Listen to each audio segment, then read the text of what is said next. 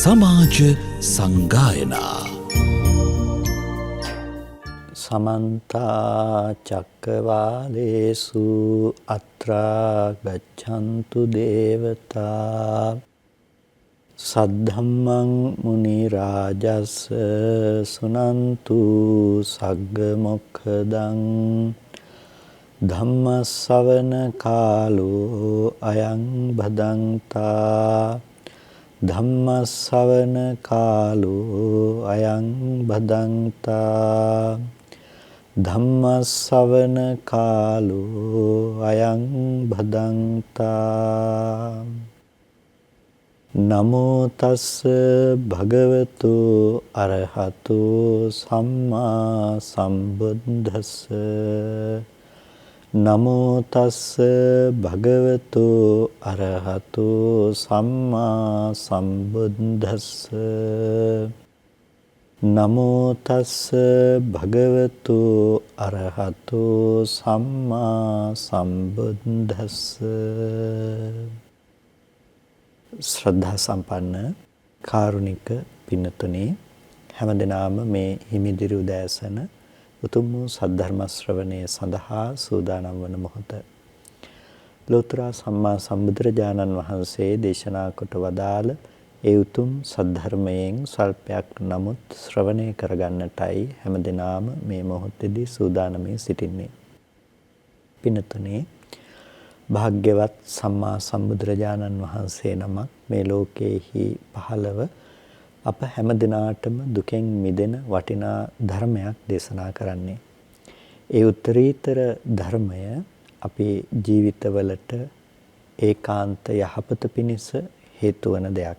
අපි හැම කෙනෙක්ම දුක නැති කරගන්නට බලාපොරොත්තුෙන් විවිධ ක්‍රමෝපායන් සඳහා අනුගමනය කළත් පින්තුනි අපි අනුගමනය කරන කිසිම ක්‍රමයකින් දුක නැති කරගන්නට නොහැකිව හැම කෙනෙක්ම මරණය කරා යන ආකාරය අපිට ලෝකයේ දිහා බැලුවහම දකින්නට පුළුවන්කම තියෙනවා.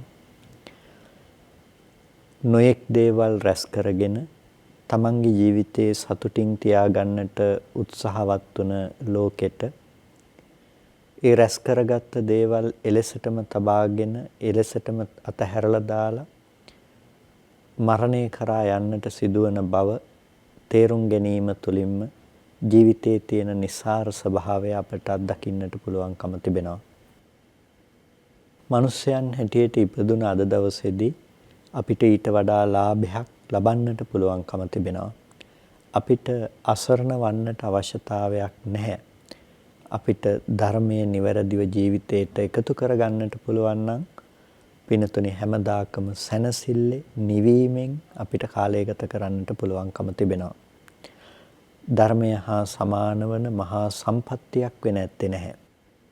ලෝකේ බොහෝ සම්පත් තිබුණත් ඒ හැම දෙයක්ම පින්නතුනි අපිට දුකකින් කෙලවර වන දේවල්. හැබැයි ධර්මයේ නැමැති සම්පත්තිය කිසිම දවසක අපිව දුකකට ඇද දැමීමක් සිද්ධ කරන්නේ නැහැ. හැබැයි මේ ධර්මය නැමැති සම්පත්තිය අත්විඳින්නට නම් තමන්ගේ මනස පරිවර්තනයකට ලක් කරගත්ත චින්තන පරිවර්තනයක් ඇති කරගත්ත ප්‍රඥා සම්පන්න මිනිසෙක්ව අපේ ජීවිතය හැඩගස්වා ගැනීමට කටයුතු කරන්නට අවශ්‍ය වෙනවා. පින්තුනි ඒක කොහොමද කරන්නේ? සාමාන්‍ය ලෝකයා හිතන විදිහ එක ආකාරයකට වෙනකොට බුදුරජාණන් වහන්සේලා ඒ සිතන ආකාරයේහි තිබෙන ගැටලුවක් දැක්කා. ඔබ කිසි කෙනෙක් ඔබව රවටනවට කැමති නෑ. හැබැයි තමන්ගේ හිතෙන් ගොඩනගන වංචාවට රැවටීමට ඔබ හැම දිනෙකම හසු වෙලා ඉන්නවා.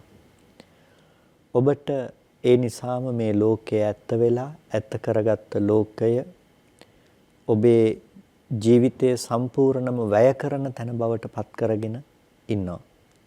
අන්න ඒ తත්වය වෙනසකට ලක් කරගන්නට ඕනේ නම් පිනතුණිය ඔහුට අවශ්‍ය වන එකම දේ බවට පත්වන්නේ ප්‍රඥාව කියන එක.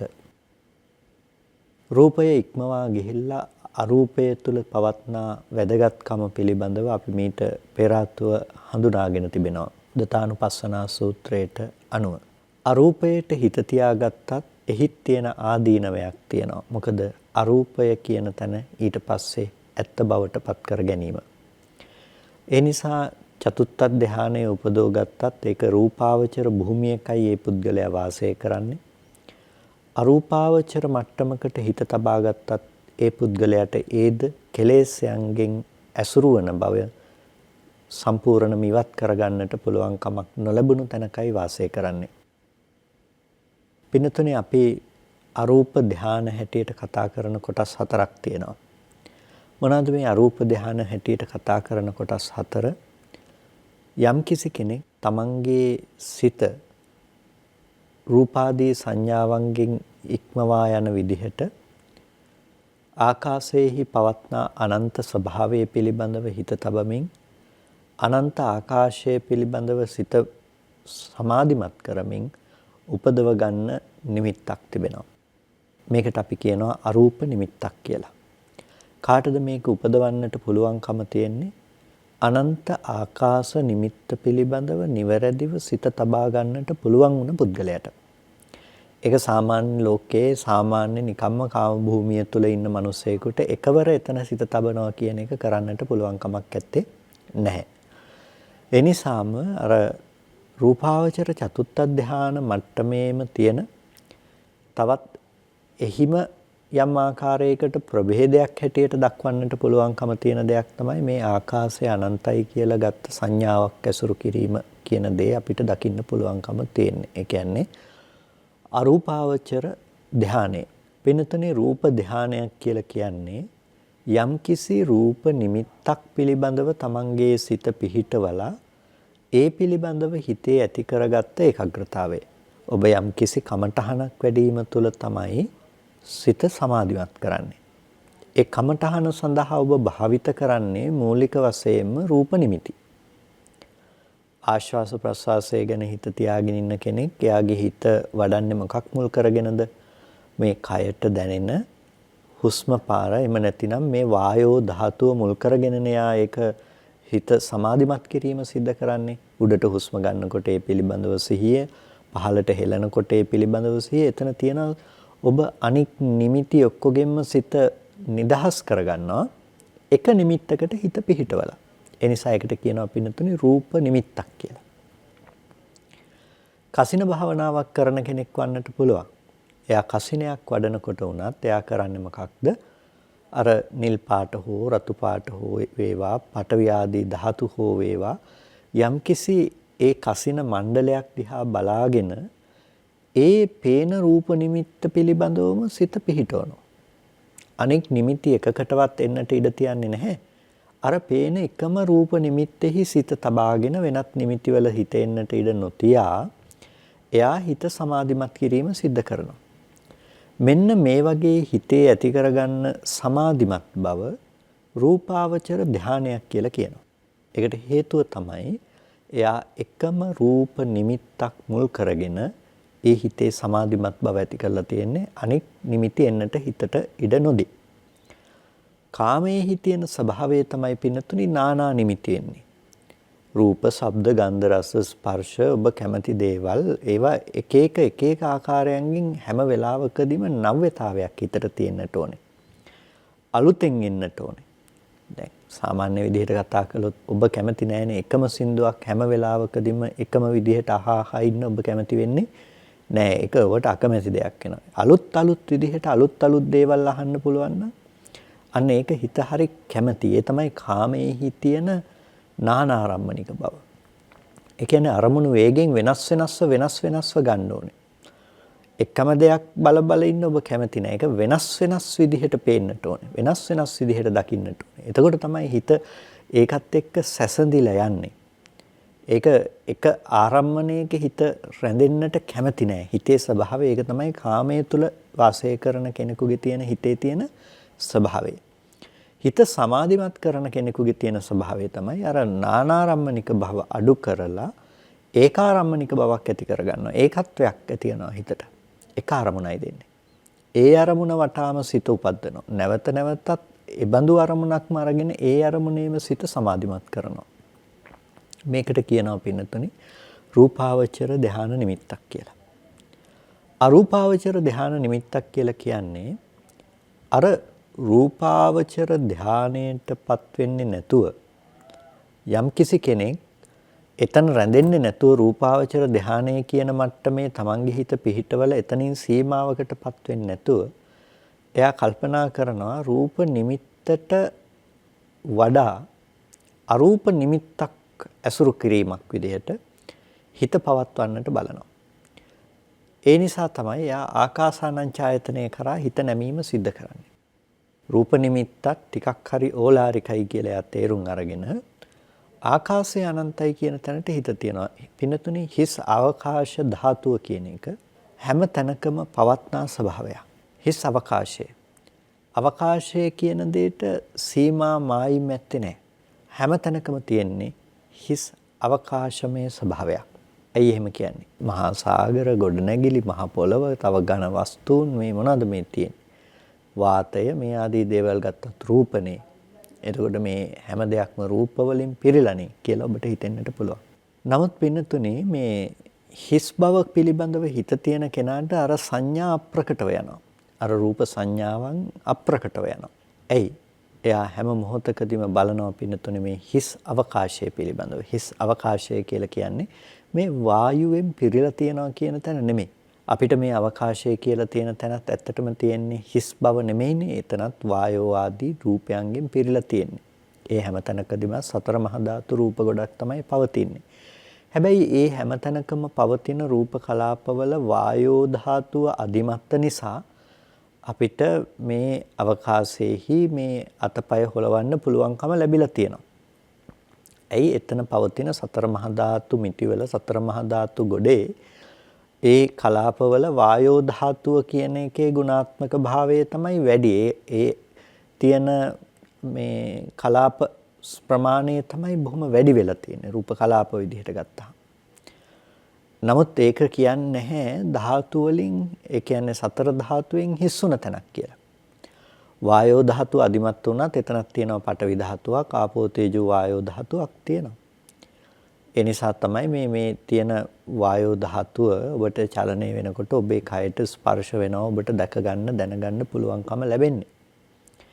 ඉතින් පින්නතුනේ මේ අතපය හොලවනකොට ඔබට දැනෙනවනේ මේ හුළඟ වායෝ ධාතුව අතේ ස්පර්ශ වෙන බව ඔබට දැනෙනවනේ, උණුසුම් සිසිල් බව ඔබට දැනෙනවනේ. එහෙනම් අනිත් ධාතුන්ගේ පැවැත්ම තමයි මේ අවකාශය කිව්වත් ඒ හැම තැනකමත් තියෙන්නේ.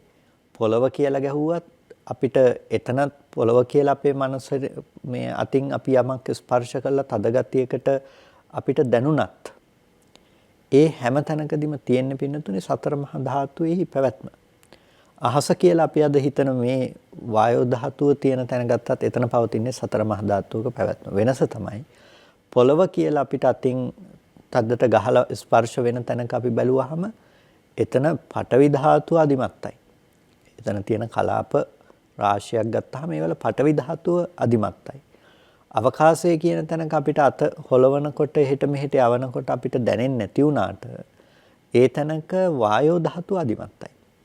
නමුත් හැම තැනකදීම සතර ධාතුව කියන එක තමයි පැවැත්ම වෙලා තියෙන්නේ. පින්නතුනේ මෙන්න මේ ආකාරයට මේ වායෝ ධාතුව අධිමත්ත තැනක තියෙන අවකාශ ධාතුව දැකීම නෙමෙයි අවකාශ ධාතුව කියන තැනදී අදහස් කරන්නේ. අවකාශ ධාතුව කියලා කියන්නේ මේ සෑම රූපයක් අතරම තියෙන පරිච්ඡේද අවකාශය පිළිබඳව සිත තැබීම කියන එක. ඒ කියන්නේ රූප කලාප අතරත් එක කලාපයක් අනිත් කලාපයක් හා සමග මිශ්‍ර වෙලා නැහැ. රූප පවතින්නේ කලාප හැටියට වෙන්වෙන්ව එකිනෙකට වෙන්වෙන්ව තමයි රූප වශයෙන් පවතින්නේ. මේ ගිතාම සූක්ෂමව රූප බෙදලා බැලුවොත් ඒ බෙදී යන රූපයන් අතර පින්නතුනේ ඒ කලාපයක් එකිනෙකට සම්බන්ධ වෙලා නැහැ. හැම තැනකම තියෙන්නේ එකිනෙකට වෙන්වෙන් වුණම රූප කලාප සමූහයක්. රූප කලාප ගොන්නක් තමයි පේන්නේ.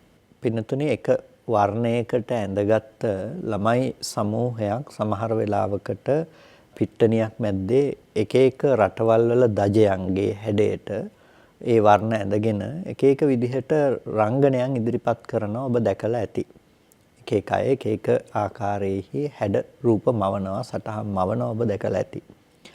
ඈත තියා බැලුවාම ඔබට එක දජයක් පෙනුනට එක ආකාරයක රූපයක් පෙනුනට ඒ රූපේ එක ආකාරයේ පේන තැනක ඇත්තටම තියෙන්නේ එකිනෙකට වෙන්වෙන්ව ඇඳගත්ත මිනිස්සු සමූහයක්.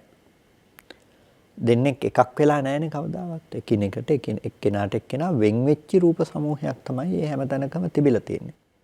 ඒ වුණාට අපිට ඈත ඉඳලා බලනකොට ඒක පේනවා එක කොඩියක් වගේ. නැතිනම් එක චිත්‍රයක් වගේ, එක රූපයක් වගේ අපිට පේනවා. අන්න ඒ වගේ තමයි අපිට මේ මහ පොළව, මේ හිස් අහස, මෙහි වගේ දේවල් පෙනුනට පින්නතුනි මේ හැම තැනකම विद्यमान වෙලා තියෙන්නේ මොකද්ද? එකිනෙකට වෙන් වුණ රූප කලාප සමුදායක්. අන්නේ රූප කලාප සමුදාය අතර එක රූපයකට සහ තව රූප කලාපයකට අතර තියෙන හිස් අවකාශයක් තියෙනවා. මේක තමයි අවකාශ රූපය කියලා අපි කියන්නේ. හරියට හාල් ගොඩාක් පුරවලා බෝතලයකට අපි හාල් ඇට ගොඩක් දාලා පුරවලා තිබ්බොත් එහෙම ඒ හාල් ඇට ඔක්කොම අතරත් අවකාශයක් තියෙන නිසානේ වතුර දැම්මොත් එහෙම ඇතුළට වතුර පිරෙන්න පුළුවන්කම තියෙන්නේ නේ. අන්න ඒ වගේ. මේ හැම රූප කලාපයක් අතරම අවකාශයක් තියෙනවා. එහෙනම් පොළව කියන තැනත්, මේ ඝන බල වස්තු කියන තැනත්, අහස කියන තැනත් මේ හැම තැනකදීම රූප කලාපයන් අතර තියෙන හිස් අවකාශයක් තියෙනවා. මෙන්න මේ අවකාශමය ස්වභාවයට හිත තියාගත්තාම පිනතුනි හැම තැනකම කිසිම රූප නිමිත්තක් අත නොහැර සෑම තැනකම පවතින්නේ හිස් වූ අවකාශයයි අනන්ත වූ අවකාශයයි කියලා හිත තබන්නට පුළුවන්කම තියෙනවා. අනන්ත ආකාශය කියන එක පිළිබඳව හිත තැබීම තමයි ආකාසානං ඡායතනෙ උපදවන්නට පුළුවන්කම තිබෙන මාර්ගයේ බවට පත් වෙන්නේ. ඒක කරන්න පුළුවන්කම තියෙන්නේ පින්නතුනේ අර තමන්ගේ හිත ඊටාම දැඩි ඒකාග්‍රතාවයකට පත් කරලා එක තැනක සිත පිහිටව ගන්නට තරම් සිත භාවිත කරපු පුද්ගලයෙකුට. නිකම්ම කෙනෙක් අවකාශය අනන්තයි කියලා හිත ඉන්න එක නෙමෙයි මෙතන අදහස බවට පත් වෙන්නේ. ඒක හොඳට දැන දැක තේරුම් ගනිමින් එයාට හිත තබන්නට පුළුවන් කියන මට්ටම. ඒ නිසා තමයි රූපාවචර ධ්‍යාන 4ට පස්සේ 4 වෙනි ධ්‍යානයේම තවත් එක ප්‍රභේදයක් හැටියට පංචම ණයෙන් ගත්තොත් පංචම ධ්‍යානයේහිම එක ප්‍රභේදයක් හැටියට මේ අරූපාවචර ධ්‍යාන දක්වන්නේ. එතකොට අපිට ආකාශය අනන්තයි කියලා ගන්න එකට කියනවා පින්නතුනේ අරූපාවචර ධ්‍යානයක් කියලා. ඒක රූපාවචර නෙමෙයි. ඇයි රූපේ නෙමෙයි දැන් අරමුණ බවට පත් වෙලා තියෙන්නේ. අර අවකාශය ඒක අන්ත කෙලවර රහිත වුණ අවකාශමය ස්වභාවයක්. මේ අවකාශ ධාතුව තමයි එතන අපේ අරමුණ ආරම්භණය බවට පත් වෙන්නේ. ඒ අනන්ත වුණ අවකාශය පිළිබඳව සිත තබාගෙන වඩලා හිත සමාධිමත් කරලා ඒ තුල රැඳී ඉන්න පුළුවන් පුද්ගලයාට කියනවා ආකාසානං ඡායතනෙ උපදවගත්ත කෙනෙක් කියලා. දැන් ආකාශය අනන්තයි කියන එක පිළිබඳව හිත තබා ගත්තත් ඒක ඕලාරිකයි. ඒක රූපයන් ඇසුරු කරමින් තමයි මේ හිස් බව පිළිබඳව හිත තබාගෙන තියෙන්නේ. අවකාශයට හිත තබාගෙන තියෙන්නේ. ඒ නිසා එහිත් ආදීනවේ තේරුම් ගත්ත කෙනෙකුට ඊටත් වඩා පුළුවන්කම තිබෙනවා. ඊටත් වඩා එහාට ගිහිල්ලා මේ අනන්ත වුණ ආකාශය පිළිබඳව අරමුණු කරන විඥානය අනන්තයි. මේ අනන්ත වුණ අවකාශය අනන්තයි කියලා හිත තබන විඥානය කියන එක සීමා නැහැ. අනන්ත අවකාශයත් අරමුණු කරන්නේ විඥානය තුල. එහෙනම් විඥානය අනන්තයි. මේ විඥානය කියන එක දැනගැනීම කියන එකට සීමා නැහැ. දැනගැනීම කියන එක මෙච්චර සූක්ෂමයි. දැනගැනීම කියන එක අනන්තයි කියලා හිතලා මේ විඥානං ඡායතනෙ උපදවන්නට පුළුවන්කම තියෙනවා. විඥානයේ අනන්ත බව පිළිබඳව හිත තබාගෙන විඥානයේ ස්වභාවය පිළිබඳව මනස ඒකාග්‍රගත කිරීම තුලත් අරූපාවචර ධානය ද්විතීය අරූපාවචර ධානය උපදවන්නට පුළුවන්කම තියෙනවා. දැන් විඥානය කියන්නේ රූපාවචර ධර්මයක් නෙමෙයි. ඒක අරූප ධර්මයක්. රූපමේ වශයෙන් පණවන්නට නොහැකි දෙයක් විඥානය කියලා කියන්නේ. මේ විඥානය අනන්තයි. අවකාශය අනන්තයි කියලා දැනගත්ත කෙනාට උනත් අනන්ත අවකාශයේ තේරුම් ගන්නට පුළුවන්කම ලැබිලා තියෙන විඥානයේහි තිබෙන අනන්ත සාගත ස්වභාවය නිසා. ඉතින් මේ පුද්ගලයා හඳුන ගන්නවා විඥානයේහි තියෙන අනන්ත භාවය. ඒ නිසා විඥානය අනන්තයි කියලා තේරුම් ගන්නවා. මෙන්න මේ විඥානයේහි තියෙන අනන්ත බව පිළිබඳව වටහා ගත්තාම විඥානයේ තියෙන අනන්ත බව පිළිබඳව තේරුම් ගත්ත කෙනෙකුට ඊට පස්සේ වඩන්න පුළුවන්කම තියෙනවා ආකින්චඤ්ඤායතනෙ. ආකින්චඤ්ඤායතනෙ කියලා කියන්නේ නත්ති කිංචි කිසිවක් නැහැ. ඒ විඥානය කියන එකත් හටගෙන නැති වෙන දෙයක්. එහෙනම් මේ ලෝකේ ගන්නට කිසිම දෙයක් ඇත්තේ නැහැ. නත්ති කිංචි. එතකොට කිසිවක්ම නැහැයි කියන මට්ටමකින් අවකාශය කියන එක දැනගත්තෙත් විඥානයකින් කියලා දැනගත්තා. විඥානය කියන එකේ පැවැත්මක් නැහැ කියලා තේරෙනකොට එහෙනම් මොකකවත් පැවැත්මක් නැහැනේ. හිස් බවක් තියෙන හැම තැනකදීම. නත්ති කිංචි කිසිවක් නැහැ. ලෝකේ කිසිවක් නැහැයි කියලා මට්ටමක ඇති කරගත්ත සංඥාවක් කෙනෙක් උපදව ගන්නවා. අනේ කිසිවක් නැහැයි කියන මට්ටමටම සමවැදීම් විදිහට කිසිවක් නැහැයි කියන මට්ටමකම තමන්ගේ සිත පිහිටවන්නට පුළුවන් මට්ටමක හිත තබාගෙන ඉන්නකොට යාට රූප නිමිති ඇසුරු වෙන්නේ නැහැ. කිසිවක් නැහැයි කියන නිමිත්ත තමයි එකම ඇසුරු වීම සිද්ධ වෙන තැන බවට පත් වෙන්නේ. මේක තමයි පින්නතුනේ සංඥාග්‍රේ බවට පත් වෙන්නේ. මේ ඔක්කොම සංඥාවක්. ආකාශය අනන්තයි කියලා ගත්ත එක සංඥාවක්. සංඥාවක් කියන්නේ හඳුනා ගන්න විදිහක්. ආකාශයේහි අනන්ත බව පිළිබඳව එයා හිත තැබුවා. ඒ හිත තැබපු විදිහට එයා හඳුනාගත්ත එක සංඥාවක්. විඥානය අනන්තයි කියලා එයා හිත තබලා ඒ විදිහට එයා හඳුනාගත්තා. ඒකට කියන්නේ සංඥාවක්. නත්තිකින්චි කියන එකේදී කිසිවක් නැහැ කියන එකත් එයා උපද්ද ගන්න සංඥාවක්. මේකට කියනවා පින්නතුනේ සංඥා භවාග්‍ර කියලා. මේක තමයි සංඥාවන්ගෙන් තියෙන කෙලවර. සංඥාවන්ගේ තියෙන කෙලවර. එතකොට මේ ලෝකේ කාම ලෝකයේ කාම සංඥාවට අනුව යනවා, රූප ලෝකයේ රූප සංඥාවන්ට අනුව යනවා, අරූප ලෝකයේ අරූප සංඥාවන්ට අනුව යනවා.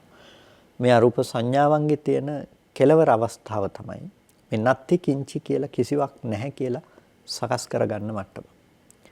එතකොට මේ කිසිවක් නැහැයි කියලා අරමුණු කරගත්ත කිසිවක් නැහැයි කියලා දකින මට්ටම මේ ආකින්චඤ්ඤායතනය එහෙම අරූප මට්ටමකම උපද්දගත්ත තත්වයක්. ඉතින් මේක සාමාන්‍ය මට්ටමක හිත තබන්නට පුළුවන්කම තියෙන දෙයක් නෙමෙයි. ක්‍රමානුකූලව හිත දියුණු කරගෙන එන කෙනෙකුට හිත තබාගත හැකි උපදවිය හැකි මට්ටමක් තමයි මේ කිසිවක් නැහැයි කියලා නත්ති කිංචි කියලා උපද්ද ගන්න මේ මට්ටම බවට පත් වෙන්නේ. ඒක අර ආකාශය අනන්තයි කියලා තේරුම් අරගෙන විඥානය අනන්තයි කියන ස්වභාවයට හිත තියලා විඥානයේද පැනවීමක් නැහැ කියන එක පිළිබඳව තේරෙනකොට අර නාම රූප ධර්ම දෙකේම පිහිටා සිටීමක් නැතිව වෙනම සංඥාවක පිහිටීමක් හැටියටයි නත්ති කිංචි කියලා මේ සංඥාව එයාට ඇත්ත වෙලා තියෙන්නේ. එහෙනම් කිසිවක් නැහැ කියන මට්ටමට හිත තබාගත්ත පුද්ගලයා මේ නත්ති කිංචි කියන මට්ටම ඉක්මවා නොයන පුද්ගලයෙක් බවට පත් වෙලා තියෙනවා. එයා අරූපාවචර ධානයන්හි ඒ තුන්වෙනි අවස්ථාවට පත්වන පුද්ගලයා. ඒ වගේම නත්ති කිංචි කියන එක පිළිබඳවත් කෙනෙක් හඳුනා ගන්නවා මේක සංඥාවක්. මේක සංඥාවක්. එනිසා මේ සංඥාව අප්‍රකට කරන්නට ඕනේ. මේ සංඥාවේ ස්වභාවය පිළිබඳව දකින්නට ඕනේ. මේකත් හඳුනා ගැනීමක්. ඒ පිළිබඳව දැකලා එයා සංඥාව අප්‍රකට කරන්නට උත්සාහවත් වෙනවා. සංඥාව සංසිඳවන්නට උත්සාහවත් වෙනවා. සංඥාව නැති කරන්නට උත්සාහවත් වෙනවා. ඉතින් එයාට මේ සංඥාව හඳුනා ගන්න බවම ටිකෙන් ටික අප්‍රකටව යන්න පටන් ගන්නවා. ඒකට කියනවා නේව සංඥා නා සංඥා තලේ. නේව සංඥා නා සංඥායතනෙ. එතකොට මේ නේව සංඥා නා සංඥායතනෙ කියලා කියන්නේ සංඥාව කියන එක ඊටාම සූක්ෂම භාවයට පත් කිරීම තුළ අප්‍රකට බවට පත් කිරීම තුළ ඇති කරගන්න තත්වයක්.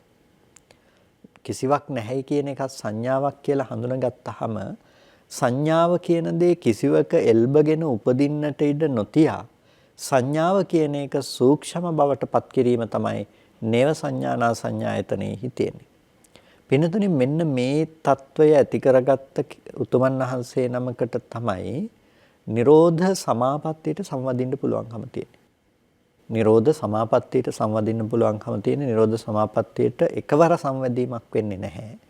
මේ නේව සංඥා නා සංඥායතන ආදී සමාධීන් උපදවගත්ත උතුමන් වහන්සේ නමකට පමණයි නිරෝධ සමාපත්තිය සංවැදීම කියන දේ සිද්ධ කරන්නට පුළුවන්කම තියෙන. දැන් අපි ධර්මයේ ඕන තරම් අහනවන්නේ නිරෝධ සමාපත්තියට සංවැදිලා හිටියා. භාග්‍යතුන් වහන්සේ නිරෝධ සමාපත්තියට සංවැදිලා හිටියා.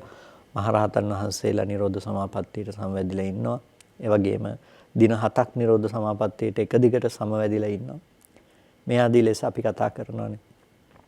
එතකොට මේ නිරෝධ සමාපත්තියට සමවදින්නේ අනුපූර්ව වශයෙන් තමන්ගේ මනස එතනට අරගෙන ඇවිල්ලා.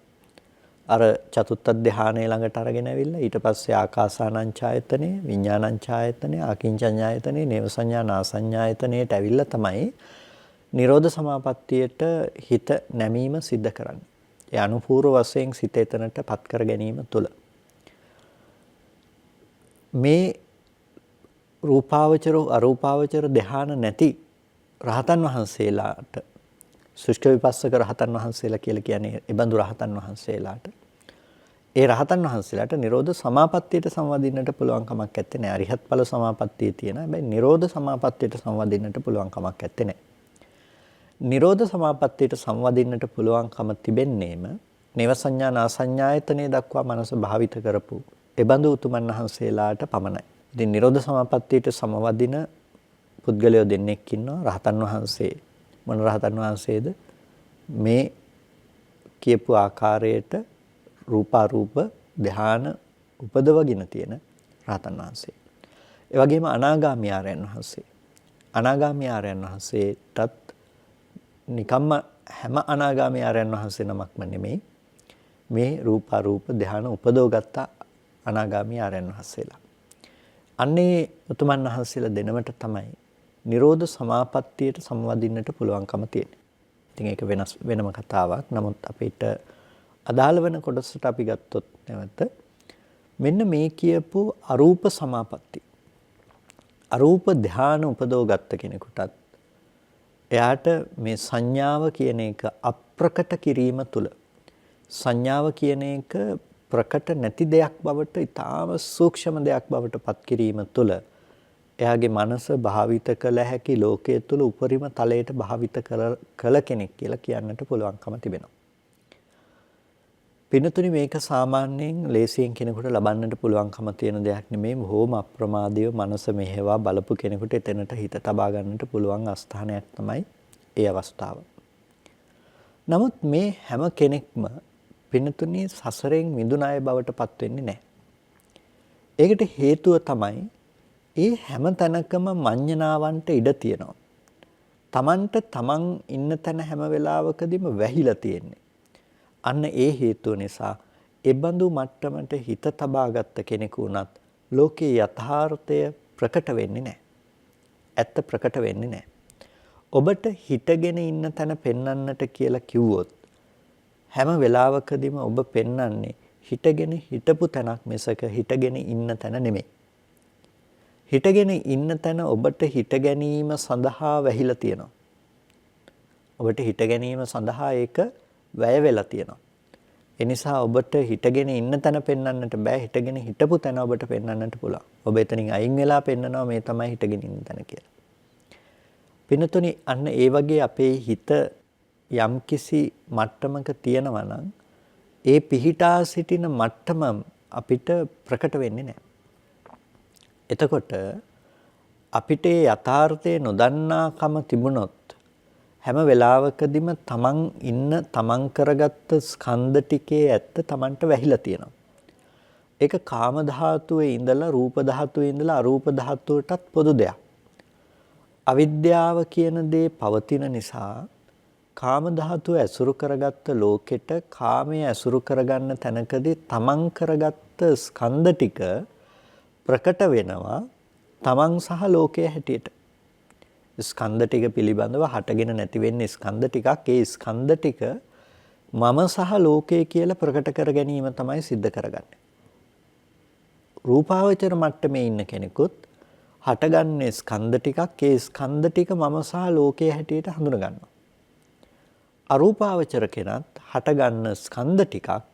ඒ ස්කන්ධ ටික මම සහ ලෝකයේ හැටියට ඇසුරු කර ගැනීම සිද්ධ කරනවා.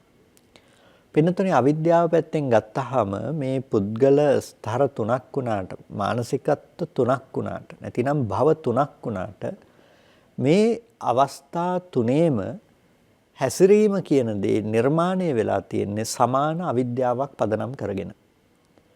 ඒ තමයි ස්කන්ධ ටිකේ ඇත්ත යථාර්ථයේ තේරුම් ගත්තේ නැහැ. ඒ නිසා ස්කන්ධ ටිකක් හටගෙන නිරුද්ධ වෙනවා කියන එක දන්නේ නැති වෙනකොට කාමයේ අසුරු කරගත්ත ලෝකයේ අයට ඒ ස්කන්ධ ටික මම සහ මම අත්දකින ලෝකයේ බවට පත් වෙලා. ඒ නිසා ඔබ කැමති දේවල් ඔබ අකමැති දේවල් ඔබට ස්කන්ධ ටික පැත්තෙන් තියනවා කියලා ලෝකේ කියලා හිතලා ලෝකේ පැත්තෙන් හම්බෙනවා. ඒ ටිකම ඔබ මම ඉන්නවා කියලා මම කියන පැත්තෙනුත් ඇසුරු කරගන්නවා. දැන් එකම ස්කන්ධ ටික ඇසුරු කරගෙන මම සහ ලෝකය කියන මේ දෙපැත්ත ඔබ විසින් නිර්මාණය කරලා තියෙනවා. පින්නතුනි මෙන්න මේක තමයි අපි ඉන්න මට්ටම අපි ඉන්න කෙලෙස් සහිත කෙලෙස් සහගත මට්ටම බවට පත් වෙලා තියෙන්නේ. රූපාවචර ධ්‍යාන උපදවගත්ත කෙනෙකුට උනත් ඒ ස්කන්ධ ටිකක් උපදින්නේ ස්කන්ධ ටික උපදිනකොටම රූප නිමිත්ත බවට පත් වෙන්නේ ඒ ස්කන්ධ ටික. ඒ තමන් බවට පත් වෙන්නේ අවස්ථාවකදී ඒත් ඒ ස්කන්ධ ටිකමයි. ඒ නිසා මම සහ ඒ රූප නිමිත්ත විඳින අත්විඳින පුද්ගලයා කියලා ගන්නට ලෝකයේ ඔහුට ඇසුරු වෙනවා. අරූපාවචර ධානයේ උපදවගත්ත පුද්ගලයෙකුට උනත් පිනතුනේ අරූප ධානයේ උපදව ගන්නට මුල් කරගත්ත සංඥාව එතන ස්කන්ධ ටික එයාට ඒ නිමිත්ත හැටියට හම්බෙනවා. ඒ බඳු ස්කන්ධ ටිකක් මෙයාට මම හැටියට හම්බෙනවා. ඒ නිසා යාට මේ ප්‍රපංච ධර්ම තෘෂ්ණා මාන ditthi වශයෙන් ඇසුරු වෙන තැන් ටික ප්‍රහාණයටපත් වෙලා නැහැ. මේ පුද්ගලයෝ තුන්දෙනාටම මේ ප්‍රපංච ධර්මයන්ගේ පැවැත්ම තියෙනවා. පුද්ගලයෝ තුන්දෙනාම ඉන්නේ ස්ථාන තුනක උනාට භව තුනක් රැස් කරගෙන තිබුණාට ඒ පුද්ගලයෝ තුන්දෙනාම ඉන්න අවිද්‍යාව කියන දේ පදනම් කරගත්තාම අපිට එක තැනකට එකතු කරන්න පුළුවන්කම තියෙනවා. ඒ තමයි ස්කන්ධයන්ගේ ඇත්ත යථාර්ථය දැක්කේ නැහැ. කාම භූමිය ගත්තාම ස්කන්ධ පහක රැවටෙනවා. රූප භූමිය ගත්තාම ස්කන්ධ පහකම ඒත් රැවටෙනවා. අරූප භූමිය ගත්තාම ස්කන්ධ හතරක රැවටෙනවා. මේකට කියනවා පින්නතුනේ වෝකාර භව කියලා. වෝකාර භව කියලා කියන්නේ පංච වෝකාර භව කියලා කියනවා මේ ස්කන්ධ පහක් ඇසුරු වෙන තැන්වලට. චතුෝකාර භව කියලා කියනවා ස්කන්ධ හතරක් ඇසුරු වෙන තැන්වලට. ඉතින් ප්‍රතිසන්දිය ගන්නකොට පංචවෝකාර භවයට අනුව කර්මය රැස් කරගත්තයි පංචවෝකාර භවයේහි ප්‍රතිසන්දිය ලබනවා. චතුෝකාර භවයේහි කර්ම රැස් කරගත්තයි චතුෝකාර භවයේහි ප්‍රතිසන්දිය ගන්නවා. ඒ වගේම ඒකවෝකාර භවක් තියෙනවා. රූපය පිළිබඳව පමණක් ආශ්‍රවය පතිත කරගත්ත කෙනෙකුට ඒ බඳු වූ මට්ටමක ප්‍රතිසන්දියක් ලබා ගන්නට පුළුවන් මට්ටමකුත් තිබෙනවා. කෙසේ වෙතත් අපිට මෙතනදී තේරුම් ගන්නට අවශ්‍ය දේ තමයි පිනතුනි මේ තෘෂ්ණා මාන දිට්ඨි කියන මේ ප්‍රපංච ධර්මයන්ගේ පැවැත්මට මේ රූප අරූපාදී හැමතැනක්ම විෂය බවට පත් වෙලා තියෙනවා. ඒ විෂය බවට පත්වන්නට හේතුුනේ මේ ස්කන්ධ ටිකේ ඇත්ත නොදන්නාකම. හැම වෙලාවකදීම ස්කන්ධ ටිකක් හටගෙන ස්කන්ධ ටිකක් නිරෝධයටපත් වෙනවා කියන මේ යථාර්ථය පිළිබඳව අවබෝධයක් ඇති වෙන්නේ නැති වෙනකොට ඒ හැම තැනකදීම එයාට ලෝකය සහ තමන් කියලා ගන්න මේ කෙලෙසේට ඉඩක් හම්බෙලා තියෙනවා. කාම ධාතුව කාම ලෝකය කියන මේ පැනවීම සිද්ධ වෙලා තියෙන්නේ මොකක් නිසාද? මොකක් මතද? පිනතුනි කාම ධාතුව කාම ලෝකය කියන මේ පැනවීම සිද්ධ කරන්නට පුළුවන්කම ලැබිලා තියෙන්නේ කෙලෙස් සහිත මනසකින් කරන ඇසුරු කිරීමක්නේ. හැම වෙලාවකදීම මේ පුද්ගල ප්‍රපංචයේ උපදින්නේ ස්කන්ධ පහක් මුල් කරගෙන. උපදින්නේ ස්කන්ධ පහක්. රූප දකින්නවා කියන වෙලාවකදී, ශබ්ද අහනවා කියන වෙලාවකදී, ගඳ සුවඳ දැනගන්නවා, රස දැනගන්නවා, ස්පර්ශ දැනගන්නවා. ඒ වගේම මනසින් අරමුණු හිතලා දැනගන්නවා කියන මේ අවස්ථාවල උපදින්නේ පින්නතුනේ ස්කන්ධ වශයෙන් බෙදුවොත් ඒ සෑම අවස්ථාවකදීම ස්කන්ධ පහක් පවතින. ඔබ රූපයක් දකිනවා. ඇහැ රූප රූපස්කන්ධයට, ඒ වගේම ස්පර්ශය නිසා ඉපදෙන වේදනාව වේදනා ස්කන්ධයට, විඳීම කියන දේ සංඥාව හඳුනන එක, ඒක සංඥා ස්කන්ධයට, හිතනකම සංස්කාර ස්කන්ධයට, දැනගන්නකම විඥාන ස්කන්ධයට. රූපයක් පේනවා කියන තැනක ඔබට තියෙන ස්කන්ධ ටික. ශබ්දය අහනවා කියන තැනක තියෙන්නේ ස්කන්ධ ටික. මේ ස්කන්ධ ටික ඉපදිලා තියෙන්නේ කොහෙද? ස්කන්ධ ටික කියන එක ඉපදිලා තියෙන්නේ ලෝකයේ හෝ තමන් කියලා ගත්ත තැනක නෙමෙයි ස්කන්ධ ටිකක පහළවීමක් තමයි ඔබට මේ රූපේ පේනවා කියන බව සකස් වෙලා තියෙන්නේ. ස්කන්ධ ටිකක පහළවීම. එතකොට මේ ස්කන්ධ ටිකක පහළවීමක් කියන තැනක අපිට පේන බව, ඇහෙන බව, විඳින බව, දැනගන්න බව ලෝකේ සකස් වෙලා තියෙනවා. පේන දේ කියලා කියන්නේ අර ස්කන්ධ ටිකේ එකකටවත් අයිති දෙයක් නෙමෙයිනේ. පේනවා කියන දේ අපිට ස්කන්ධ ටිකේ එකකටවත් ඒ අයිතිය දෙන්න බෑ. රූපේ තමයි පේන්නේ කියලා රූපස්කන්ධය කියන පැත්තට විතරක් ඒක දෙන්න බෑ. පින්තුනි හිතේ හඳුනාගත්ත විදිහටනේ ඔබ පෙනෙන දේ පිළිබඳව දැනගෙන තියෙන්නේ. හඳුනා ගැනීම වෙනස් වුණා නම් ඔබට පේන දේ පිළිබඳව එහෙම තියෙන විදිහටම දැනගන්න පුළුවන් වෙලා තියෙනවද? බෑ. හඳුනා ගැනීමට අනුව තමයි ඔබ දැනගන්නේ. විඳින බවට අනුව තමයි ඔබ දැනගන්නේ. හිතන බවට අනුව තමයි ඔබ දැනගන්නේ.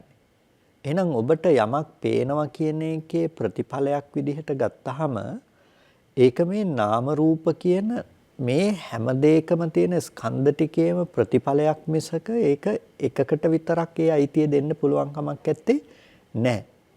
මේ ස්කන්ධ පහේ සාමූහික ප්‍රයත්නයක ප්‍රතිඵලයක් තමයි ඔබට පේනවා, ඇහෙනවා, විඳිනවා, දැනගන්නවා කියලා කියන දේ. දිට්ඨ, සුත, මුත, විඤ්ඤාත කියන මේ දේවල් ටික හැම මොහොතකදීම සාමූහික ස්කන්ධ පහක ප්‍රයත්නයක් තුල ප්‍රකට වෙන දෙයක්.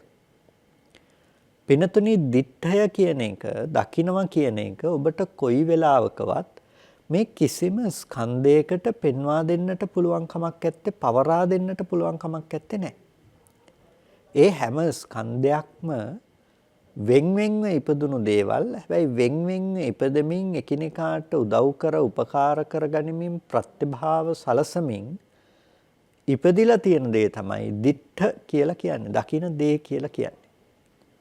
ඒ ස්කන්ධ ටික නිරුද්ධ වෙලා යනකොටම ඒ ස්කන්ධ ටික මත ස්කන්ධයන්ගේ සාමූහික ප්‍රයත්නය මත ඇතිවෙච්ච දේ ආපහු තියනවා කියලා කියන්නට පුළුවන් කමක් නැත්තේ නේ. ඒක නැති වෙලා යනවා. ඒ ස්කන්ධයන්ගේ සාමූහික ප්‍රයත්නය තුළ ඇති වුණ දේ ඒක නැති වෙලා යනවා. ඒක ඊට පස්සේ තියෙන්නේ නෑ. එකක් හරි නැති වෙලා යනවා නම් ඒක තියෙන්න පුළුවන් කමක් නැත්තේ නෑ. තෙල් ටික, තිරය, ඒ වගේම ගිනි දැල්ලක් කියන එක නිසා ඇති වෙන ආලෝකය පිනතුනි ඒක මේ දේවල් තුනක තියෙන ප්‍රතිඵලයක් නේ. තෙල් ටිකත්, තිරෙත්, දැල්ලත් නැතිනම් ජලන උෂ්ණත්වයක් නිසා තමයි ඔබට මේ ආලෝකය කියන එක පේන්නේ. ආලෝකය කියලා කියන්නේ දැල්ල නෙමෙයි. ආලෝකය කියලා කියන්නේ තිරය නෙමෙයි. ආලෝකය කියලා කියන්නේ තෙල් ටිකක් නෙමෙයි. ආලෝකය කියලා කියන්නේ මේ තුන් දෙනාගෙම යම්කිසි ඒකරාශී වීමක් නිසා ඇති වුණු ප්‍රතිඵලයක්. ඒක මේ එකකටවත් අයිති දෙයක් කියලා පෙන්වන්නට පුළුවන් කමක් නැත්තේ නෑ. එනිසා මේ තුන් දෙනාගෙන් එකක් හරි නැති වුණොත්, තෙල් ටික නැති වුණත්, තිරේ නැති වුණත්, දැල්ල නැති වුණත් ඔබට අප්‍රකටව යන්නේ ආලෝකය කියන දේ. අන්න ඒ වගේ තමයි පිනතුනේ ස්කන්ධ ටිකක් තමයි දිට්ඨ කියලා කියන්නේ. දකින දේ කියලා කියන්නේ ස්කන්ධ ටිකක්. ඒක එක ස්කන්ධයකට පමණක් කිසිදාක පවරන්නට හෝ පනවන්නට හෝ පුළුවන් කමක් ලැබෙන්නේ නැහැ. ස්කන්ධ ටික හටගෙන නැති වෙන බවෙන් යුක්තයි. එනම් පේන දේ හටගෙන නැති වෙන බවෙන් යුක්තයි. පේන දේ හටගෙන නැති වෙන දෙයක් නම් පිනතුනේ ඒක මම හෝ ලෝකය හෝ බවට පත්වන්නට පුළුවන් කමක් නැහැ. මම හෝ මගේ ආත්මය කියලා පනවන්නට දෙයක් පේන දේ ඇතුලේ තිබුණේ නැහැ. පිනතුනේ මේක හරිම සියුම්ව ඔබ තේරුම් ගන්නට ඕනේ වටිනා දර්ශනයක්. මේක තේරුම් ගන්නට ඔබ උත්සාහවත් වීම තුළ ඔබට මේ යථාර්ථය අත්දකින්නට පුළුවන්කම තියෙනවා. කොච්චර මායාවක් ලෝකයේ තුල හදාගෙනද ඉන්නේ කියන එක ගැන තේරුම් ගන්නට පුළුවන්. දිට්ඨය කියන තැන තේරුම් ගන්නකොට පිනතුනි අපි දැන් ස්කන්ධ ටිකක් මත නම් ඒක ඉපදුනේ. ස්කන්ධ ටික නැති වෙනකොට දකින්න දේ ඉතුරු නැතුව නිරුද්ධ නම් ඒ දැකීමේ මොහොතට ඇති වුණු දැකීම මාත්‍රේ ස්කන්ධ ටික මත විතරක් ඇති වුණ දෙයක් වෙලා නම් ඒ ස්කන්ධ ටික නිරුද්ධ වෙනකොටම ඒක නිරුද්ධ වුණා නම් පින්නතුනි දකින්න කිසිම දෙයක් ඇතුලේ මම හෝ ලෝකය පණවන්න පුළුවන් කමක් තිබුණේ නැහැ. මම හෝ ලෝකය කියලා පණවනවා නම් ඒ මම හෝ ලෝකය කියලා පණවන තැනක තියෙන්නෙම ස්කන්ධ ටිකේ ඇත්ත දකින්නේ නැතිව අපි අර ආලෝකය කියන එක දෙයක් හැටියට වෙනම තියනවා කියලා කල්පනා කරනවා වගේ වැරදි තැනක ජීවත් වීමක්. අපි හිතනවා තෙල් ටික තිරේ දැල්ල නිසා ඇති වුණු දෙයක් නෙමෙයි ආලෝකය. ආලෝකය කියලා දෙයක් වෙනම තියනවා කියලා. ඒ වගේ ස්කන්ධ ටික මත ගොඩ නැගුණු දේ අපි දකිනවා ඒක වෙනම තියනවා. දකිනවා කියන එක වෙනම තියන දේ හැටියට අපි කල්පනා කරනවා. ඒ නිසා දැකීම කියන දෙෙහි තියෙන ප්‍රතිඵලය අපි හිතනවා අපි දැක්කත් නොදැක්කත් ලෝකයේ තුල පවත්නා දෙයක් හැටියට. ස්කන්ධ ටිකක මුල් වීම නිසා හටගත්ත දෙයක් නෙමෙයි. ඒක අත් නොවින්දද ලෝකයේ තුල තියනවා කියලා අපි දැකීම තුල ඇති කරගන්න ප්‍රතිඵලය ලෝකේ තියෙන දෙයක් කියලා හිතනවා. තියෙන දේ නම් ඒක විඳින්නා ඉන්නවා. ඒ නිසා සාස්වත වශයෙන් අපිට මේ පවතින සංකල්පනාවක් ලෝකේ බැසගෙන තියෙනවා. ඒ නිසා දැන් ඔබට ලෝකය පේන දේ ඇතුලේ ලෝකේ නිර්මාණය වෙලා. ඒ පේන දේ ඇතුලේ තියෙන ලෝකයේ විඳින්නා වූ මම කියන පුද්ගල බව ඔබට ලෝකයේ තුල නිර්මාණය වෙලා. මම ඉන්න මට තමයි මේ දේවල් පේන්නේ. මේක තමයි අපිට තියෙන පරිකල්පනය. පින්නතුනේ ඔබට තියෙනවා දැන් රූපේ දිහා බැලුවත් මම කියලා ගත්ත රූපයක් ඔබට තියෙනවා. මම කියලා ගත්ත රූපයක් තියෙනවා. මේ තමයි මම. පින්තූරයක් බලලා අපිට හිතෙන්නේ නැද්ද මේ ඉන්නේ මම ඉන්නවා කියලා? හිතෙනවා. පින්නතුනි ඒ මම කියන බව අපි දැකලා තියෙන්නේ මොකකද? ස්කන්ධ ටිකක. ඒ කෙලෙසේ තියෙන බැරෑරුම්කම ඔබ තේරුම් ගන්නට බලන්න.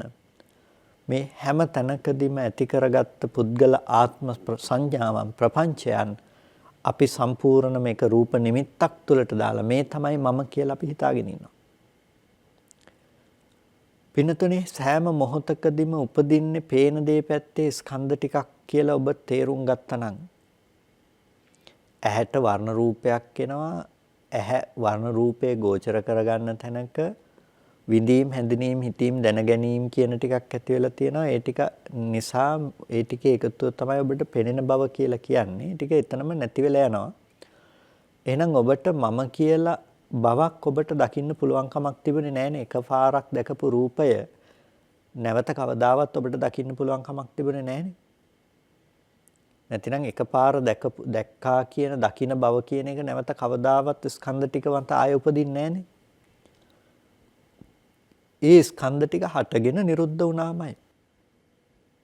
ඒ ස්කන්ධ ටික ලෝකය කියලා දකිනවා නම් පින්නතුනි ඒ ස්කන්ධ ටික ආය උපදින්නේ නැත්නම් ඒ ලෝකය ආය උපදින්නේ නැහනේ. ඒ ස්කන්ධ ටික මම කරගන්න බව ඔබ තේරුම් ගත්තා නම් ඒ ස්කන්ධ ටික මම කියාගත්ත බවම වැරදි කියන එක ඔබට ප්‍රකට වෙනවනේ. ආපහු මම කියලා පණවන්න දෙයක් ආයෙක උපදින්නේ නැහැ කියලා.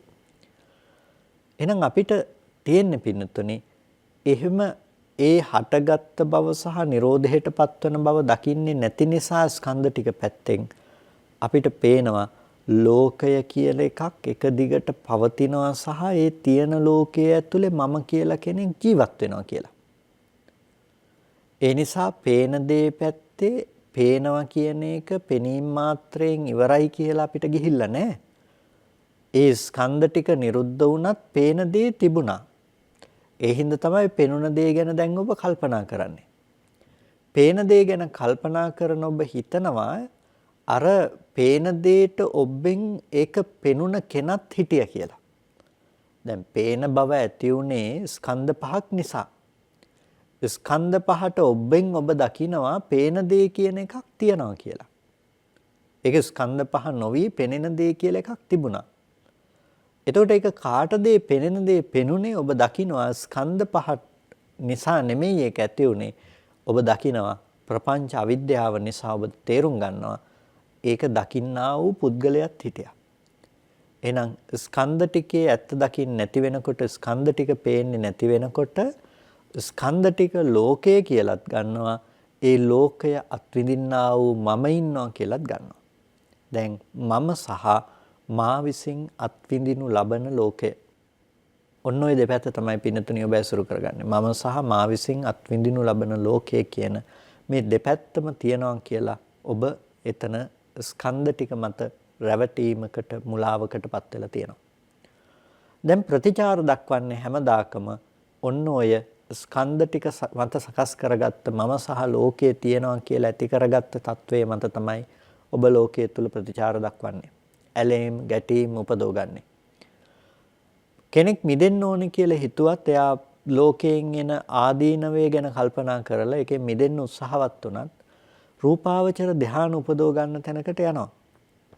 හැබැයි එයා එතන උපදින ස්කන්ධ ටිකකට ඒද රැවටෙනවා මම සහ ලෝකය කියලා. එයා අර විදිහට නානත්වගතව රැවටෙන්නේ නැහැ. හැබැයි ඊට වඩා සියුම්ව එයා රැවටෙනවා ස්කන්ධ ටිකක් තමයි එයා දැන් හිතන්නකෝ පින්නතුනේ ආශ්වාස ප්‍රශ්වාස නිමිත්ත කියලා. ආශ්වාස ප්‍රශ්වාස නිමිත්ත කියන එක තුල හිත සමාධිමත් කරන්න යන ඔබ මේ ආශ්වාස ප්‍රශ්වාස නිමිත්තේ චිත්ත ඒකාග්‍රතාවය ඇති කරගෙන නම් දැන් තියෙන්නේ. ඒ නිමිත්ත කියලා ප්‍රකට කරගත්ත තැනක ආශ්වාස ප්‍රශ්වාස නිමිත්ත කියලා අරමුණු වෙන තැනක ඔබට දැනෙන ආශ්වාස ප්‍රශ්වාසයේ කියලා ඔබට දැනෙන දේ කයත් පොට්ටබ්බයත් නිසා ඇති වුණ දෙයක්, කාය විඥානයත් නිසා ඇති වුණු දෙයක්. ධර්ම තුනක එකතුවක් නේ. කයත් පොට්ටබ්බයත් කාය විඥානයත්. ස්පර්ශක ගෝචර කරගත්ත කයත් ඒ වගේම ස්පර්ශයත් ඒක දැනගත්ත හිතත් කියන තුන්දෙනාගේ එකතුව නිසා ඉපදුණු දෙයක්.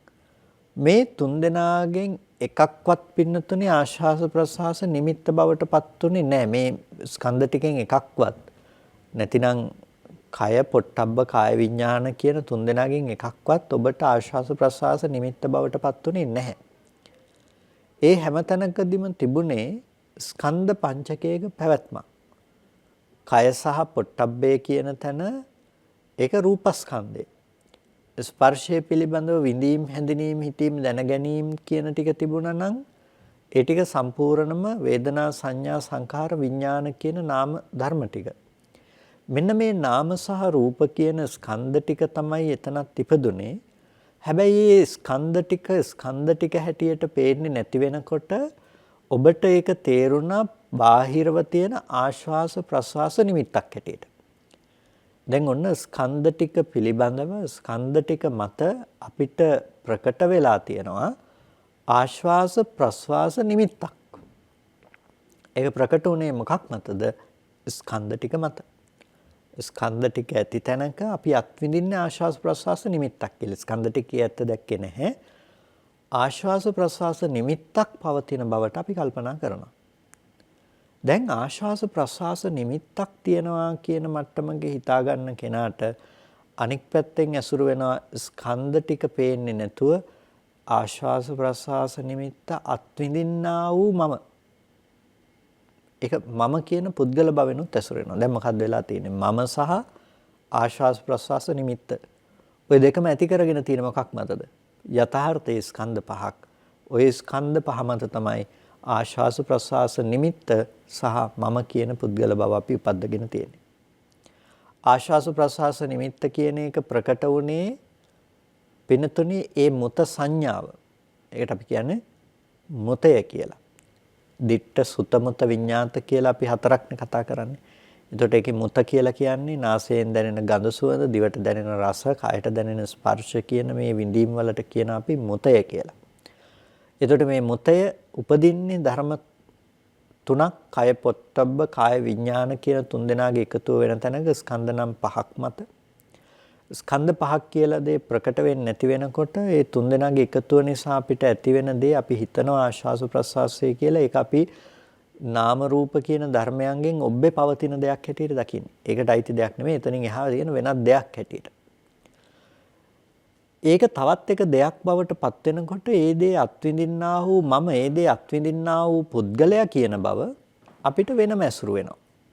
එතකොට ඒ දේ අත්විඳින්නා වූ පුද්ගලයා ඒ දේ අත්විඳින්නා වූ මම අපිට වෙනමම ඇසුරු වෙනකොට පින්නතුණි එතන සත්වයක් පුද්ගලයෙක් කියන සංඥාව සත්වයක් පුද්ගලයෙක් කියන ප්‍රපංචය තමයි ඒ තැනක ආපහු ඉපදිලා තියෙන්නේ. එතකොට දැන් බලන්න රූප ධානයේ උපදව ගන්න ගියත් එතන ඇති වෙලා තියෙන తත්වය මොකද්ද? එයාට මම සහ ලෝකේ ධානය උපදව ගන්න නිමිත්ත තියෙනවා. ධානය උපදව ගත්ත කෙනා ඉන්නවා.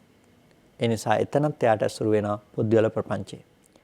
අරූප නිමිත්තට හිත ගියත් එයාට එතනත් උපදින්නේ මොකද්ද? ආකාශය අනන්තයි කියලා ගත්තාම තියෙන ස්කන්ධ ටිකක්. හැබැයි රූප නිමිත්තක් අරමුණු වෙන්නේ නැති නිසා එතන තියෙන්නේ විඳීම, හැඳිනීම, හිතීම, දැනගැනීම කියන නාම ධර්ම ටික පමණයි. ඒ නාම ධර්ම ටික පමණක් අරමුණු කරගෙන එයාට තියෙනවා ආකාශය අනන්තයි කියලා අනන්ත වූ අවකාශයේ පිළිබඳව ඇති කරගත්ත දෙයක්. අනන්ත වූ අවකාශයේ වේදනාව, සංඥාව, සංඛාරේවත් විඥානේවත් නෙමෙයි. ඒක විඤ්ඤාත මාත්‍රයක්. ඒක එකකට පනවන්නට පුළුවන් කමක් නැත්තේ නෑ. එහෙනම් මේ විඤ්ඤාතයේ තුල එයාට අනන්ත අවකාශය කියලා දෙය ඇත්ත වෙලා. අනන්ත අවකාශය ඇත්ත කරගන්න පුද්ගලයා හම්බ වෙලා. දැන් අරූප නිමිත්ත ඇතුළෙත් එයාට අවකාශයේ අනන්ත බව සහ අවකාශයේහි අනන්ත බව තේරුම් ගන්න මම කියන පුද්ගල භවෙහි ආශ්‍රය ස්ථානය යට ලැබිලා. එහෙනම් මෙන්න මේ සංකල්පනාව නිසා මෙන්න මේ කෙලෙසයන්ගේ පැවැත්ම නිසා පිනතුනි එයාට සසර පැවැත්ම කියන දේ දුක කියන දේ එයාට උරුම කරලා තියෙනවා. මෙන්න මේ දුක සහ සසර පැවැත්ම කියන දේ උරුම කරලා තියෙන්නේ අර ස්කන්ධ ටිකක ඇත්ත යථාර්ථය අවබෝධ කරගත්තේ නැතිකම නිසා. එහෙනම් එයාට මෙබඳු වූ රූප සංඥාවන්ගෙන් ඉක්මලා ගිහිල්ලා ආරුප්පේටත් හිත තබන්නේ නැතුව ස්කන්ධයන්ගේ Nirodhe දකින්න පුළුවන් නම් ස්කන්ධයන්ගේ Nirodhe දකින්න පුළුවන් නම් එයාට රූප භූමිය, අරූප භූමිය හා කාම භූමිය කියන මේ තුන් භූමියම Nirodheටපත් වීම සිද්ධ වෙනවා. මේ තුන් භවයේම Nirodheටපත් වීම සිද්ධ වෙනවා. පිනතුනි අන්නේ තුන් භවයේම Nirodhe තමයි ජීවිතේ සාක්ෂාත් කරගන්නට අවශ්‍ය වෙන්නේ. එතනට තමයි එයා එයාගේ හිත තබා ගන්නට අවශ්‍ය වෙන්නේ. තුන් භවයේහිම තුන් භූමියේහිම Nirodhe කරා හිත තැබීම කියන දේ. අන්න ඒ මට්ටමටපත් වෙනවා කියන එක, ඒ මට්ටමට හිත තබනවා කියන එක අනුපස්සනාවක්. මේ රූපාරූප භූමියෙන් හිත තැබිලා නිදහස් කරගෙන ඉන් හිත මුදවාගෙන. ඉතින් මෙන්න මේ தത്വයට අපිට හිත තබන්නට පුළුවන්කම තිබෙනවා. ඒ තුල දුක් විඳින්නෙක් හෝ දුක් විඳින්න දෙයක් ලෝකයේ තුල නැති කරගෙන දුක ඉක්මවා යන්නට පුළුවන්කම තිබෙන දෙයක්. පින්නතුනි ඒකට ඔබට භෞතිකව යමක් වියදම් කරන්නට අවශ්‍ය වෙන්නේ නැහැ දුක නැති කරගන්න කියලා. ඔබට ඔබේ මනස තුල ඒ දුකේ නැති බව සාක්ෂාත් කරගෙන අත්විඳින්මින් වාසය කරන්නට පුළුවන්කම තියෙනවා. ඒ සඳහා ඔබ අප්‍රමාදී විය යුතුයි. ඒ සඳහා අප්‍රමාදීව ඔබේ ජීවිතේ පුරාවට ඔබ කටයුතු සම්පාදනය කරගත යුතුයි කියලා බොහොම කල්යාණ මිත්‍ර භවෙන් සිහිපත් කරනවා. ඉතින් කල්පනා කරගන්න හැම දිනාම සද්ධර්ම ශ්‍රවණය කරලා යෝනිසෝ මනසිකාරයන් පවත්වලා වටිනා කුසලයක් සිද්ධ කරගන්නට යෙදුණා. මේ සියලු කුසල් අපි අනුමෝදන් කළ යුතු අයට අනුමෝදන් කරමු.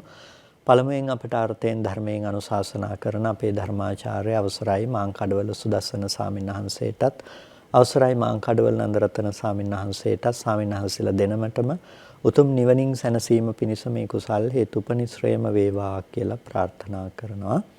ඒ වගේම දෙවියන්ටත් අපි මේ පින් අනුමෝදන් කරමු.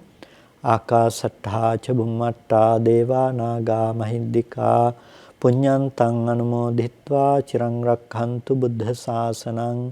ආකාසට්ඨා ච බුම්මට්ඨා දේවා නාග මහින්దికා පුඤ්ඤන්තං අනුමෝදිත්වා චිරං රක්ඛන්තු බුද්ධ ශාවකං. ආකාසට්ඨා ච බුම්මට්ඨා දේවා නාග මහින්దికා පුඤ්ඤන්තං අනුමෝදිත්වා බෝධයන්තු සිවං පදං. ඒ වගේම මිය පරලෝකීය ඥාතීන්ටත් අපි මේ පින් අනුමෝදන් කරමු. ඉදම්මේ ඥාතීනං හෝතු සුඛිතා හොන්තු ඥාතයෝ. ඉදම්මේ ඥාතීනං හෝතු සුඛිතා හොන්තු ඥාතයෝ. ඉදම්මේ ඥාතීනං හෝතු සුඛිතා හොන්තු ඥාතයෝ. ඒ වගේම ධර්ම ශ්‍රවණය කළ ඔබ සියලු දෙනාටමත් ඔබට මේ උතුම් ධර්මලාභය ලබා දෙන්නට කටයුතු කළ හිරු මාධ්‍ය ජාලයේහි පින්වත් සියලුම දෙනාටමත් එහි සභාපති රේනෝ සිල්වා මැතිතුමන් ඇතුළු පවුලේ සෑම සියලු දෙනාටමත් ඔබ සියලු දෙනාටමත් මේ උතුම් කුසල ශක්තිය නිදුක් නිරෝගී සුවපත් බව චිරජීවන සම්පන්නිය සලසාගෙන කායික මානසික සැනසෙල්ල උදා කරගෙන උතුම් නිවනින් සැනසීම පිණිසම හේතුපනිශ්‍රයම වේවා කියලා සාදු කියලා පින් අනුමෝදන් වන්න. හැම දිනාටම තෙරුවන් සරණයි. සමාජ සංගායනා